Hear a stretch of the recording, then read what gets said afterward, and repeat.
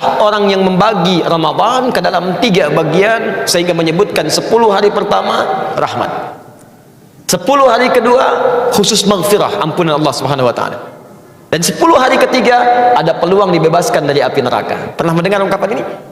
Nah, hadis ini diteliti oleh para pakar hadis, ahli-ahli di bidang hadis, dan menyimpulkan bahwa hadis ini bermasalah. Bahkan derajatnya ada yang menemukan bahwa sampai ke derajat hadis palsu, hadis maudhu. Tingkat dhaifnya tinggi. Paling minimal kata para ulama statusnya semi palsu. Ya, semi palsu, hadis matruk. Jadi ada 3M bermasalah. Kalau ada satu di antara 3 ini, maka hadisnya cenderung ditolak oleh para ulama.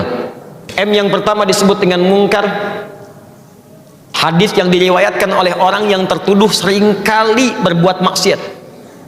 Dia meriwayatkan hadis tapi terlihat suka berbuat salah. Ada yang mabuk, ada yang berselisih, maka hadisnya diingkari oleh para ulama. Ada yang kedua disebut dengan matruk namanya. Matruk, bukan sekedar diingkari, ditinggalkan. Nah, orang ini seringkali berbicara dusta sehingga tidak bisa dibedakan mana dusta, mana hadis yang keluar dari lisannya. Dan yang ketiga ini yang paling tinggi disebut dengan maudhu'. M yang ketiga, maudhu', yaitu hadis yang sengaja dipalsukan dan diatasnamakan pada Nabi sallallahu alaihi wasallam. Di antara golongan hadis maudhu', bahkan minimal matruk, adalah hadis yang menyebutkan awal pertama Ramadan rahmat, pertengahannya maghfirah, dan ujungnya pembebas dari neraka. Apa indikasinya? Satu, ini bertentangan langsung dengan hadis-hadis Nabi yang lain, yaitu yang sahih.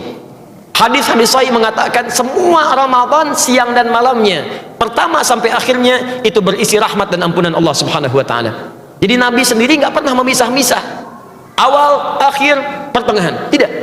Tapi kata beliau, Al-Bukhari nomor hadis 38,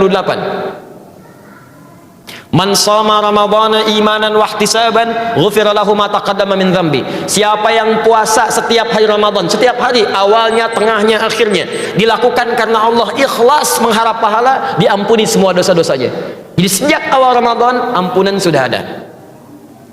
Nomor hadis 37 sebelumnya di Al-Bukhari, man qama ramadhana imanan wa ihtisaban ghufira lahu ma taqaddama min dhanbi. Bukan cuma siangnya, malamnya bermohon kepada Allah ampunan, salat dengan baik, minta ampunan, ikhlas dikerjakan, diampuni semua dosanya.